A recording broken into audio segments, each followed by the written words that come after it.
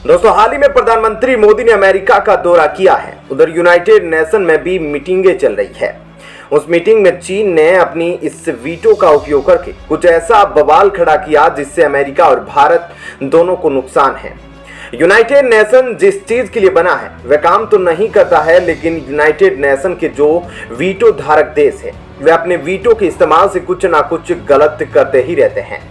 इस बार क्या किया है वह हम आपको आगे इस वीडियो में बताएंगे डिटेल में, लेकिन एक और खबर के बारे में इस वीडियो में बताएंगे और वो यह है कि अमेरिका व्हाइट हाउस से क्या कुछ निकलकर सामने आया है जब प्रधानमंत्री मोदी और अमेरिका के राष्ट्रपति जो बाइडेन उस व्हाइट हाउस में मौजूद थे।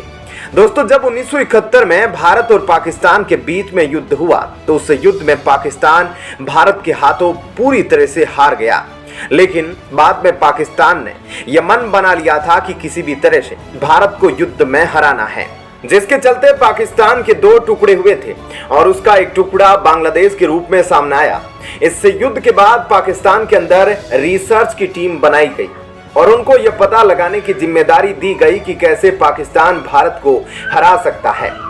इस टीम ने कई साल के अध्ययन के बाद रिपोर्ट पेश की और इस रिपोर्ट में कहा गया कि जब तक भारत को आतंकवाद के जरिए कमजोर नहीं किया जाएगा तब तक कभी भी पाकिस्तान भारत से युद्ध में जीत नहीं सकता। इसी के बाद भारत के कश्मीर में आतंकवादियों का अटैक शुरू हो जाता है। पाकिस्तान से होने वाले अटैक सिर्फ कश्मीर तक ही नहीं बल्कि मुंबई तक पहुंच चुका है और केवल भारत ही नहीं बल्कि अमेरिका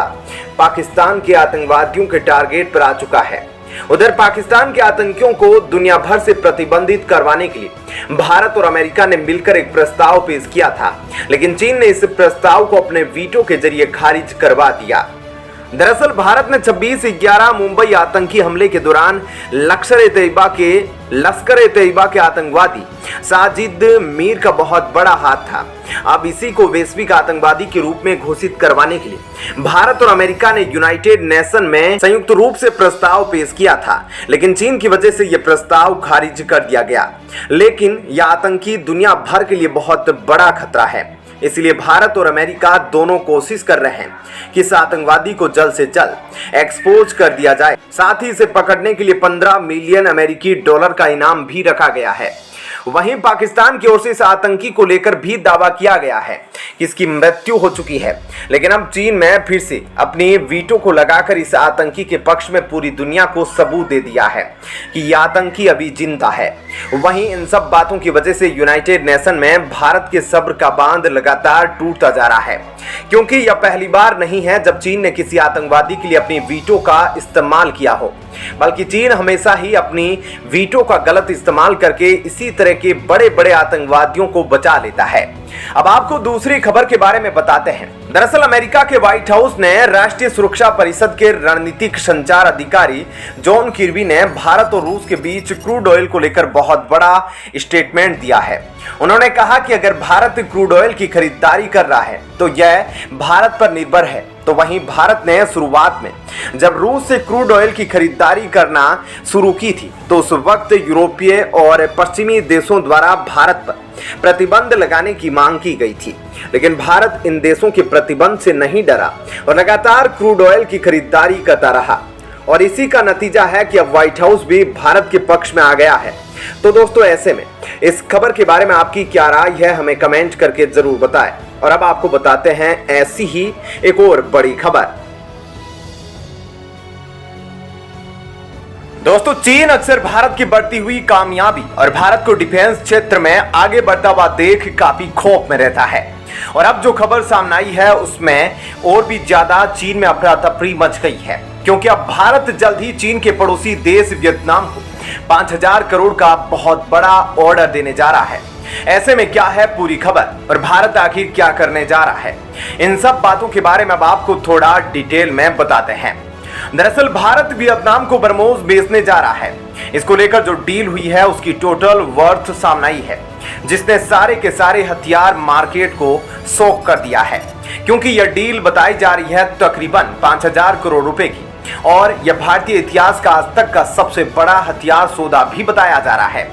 क्योंकि भारत में कभी भी इतने बड़े लेवल पर इतने ज्यादा हथियारों को एक्सपोर्ट नहीं किया है और अब हम इतने बड़े लेवल पर ब्रह्मोस मिसाइल वियतनाम को देने जा रहे हैं। और सबसे खास बात यह है इसकी टाइमिंग, क्योंकि आज के समय में देखा गया है कि चीन ने वियतनाम को न सिर्फ समुद्री इलाके में परेशान किया है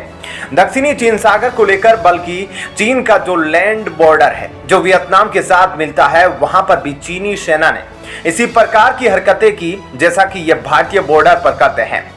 इसलिए वियतनाम ऐसे सॉल्यूशन को ढूंढ रहा था जिससे चीन की इन हरकतों पर लगाम लगाई जा सके और अब उसको यह सॉल्यूशन मिल चुका है। वियतनाम चाहता है कि वह भारत से ब्रह्मोस ले और उसे चीन के सर पर यानी कि वियतनाम चीन के बॉर्डर पर तैनात कर दे। हालांकि इसे लेकर काफी समय से भारत और वियतनाम के बीच बातचीत हो रही है और यह बात चीन को पता थी कि ब्रह्मोस एक ना एक दिन वियतनाम आएगा, लेकिन चीन के शासकों को यह नहीं पता था कि इतने बड़े लेवल पर आएगा, क्योंकि चीन अक्सर भारत की मैन्युफैक्चरिंग लेवल को अंडर एस्टिमेट करता हुआ आया है और उसे यह लगता था कि भारत हर साल कम से कम 10-15 ब्रह्मोस बना सकता है और इस स्तर पर पहले ये अपनी जरूरतों को पूरा करेंगे, उसके बाद ही यह ब्रह्मोस को एक्सपोर्ट करेंगे। इसलिए इन्होंने सोचा था भारत सिर्फ 10 से 15 ही दे सकता है। 4-5 सालों में वियतनाम को और जो डील होगी वह 100 करोड़ के आसपास होगी। लेकिन आज जब यह खबर निकलकर सामने आई है कि भारत और वियतनाम के बीच बहुत जल्दी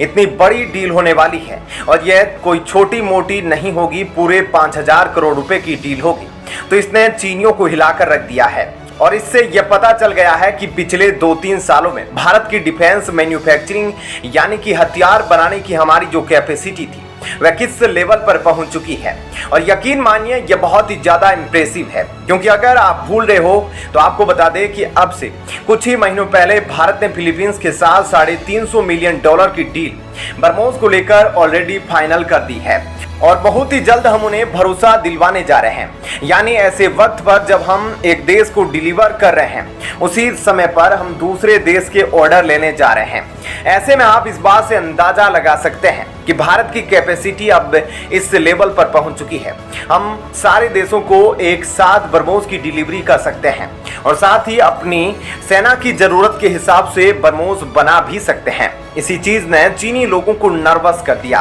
क्योंकि एक एक करके भारत उसके सभी पड़ोसी देशों को ब्रह्मोस देते आ रहा है, जिसे रोकने की क्षमता चीन के पास नहीं है। चीन को अब भारत की हथियार मैन्युफैक्चरिंग से डर लगने लगा है कि कहीं भारत अपने बाकी के बड़े हथियारों को भी इन देशों को ना देने लगे। तो दोस्तों, ऐसे में इस खबर के बारे में आपकी क्या राय है, हमें कमेंट करके जरूर बताइएगा।